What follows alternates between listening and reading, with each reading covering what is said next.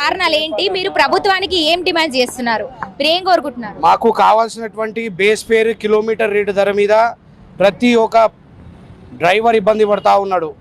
ఇది ప్రభుత్వం పట్టించుకొని మాకు కిలోమీటర్ ధర, గవర్నమెంట్ బేస్ ఫేరు, ట్రాన్స్పోర్ట్లో నడిచేటువంటి అగ్రిగేటర్ కంపెనీల మీద ఒక ఒత్తింపేసి గవర్నమెంట్ తరఫున రేట్ కార్డ్ అనేది విడుదల చేయాలని అటువంటి మా ఆలోచన మీదనే మేమంతా ఇక్కడికి రావడం జరిగింది.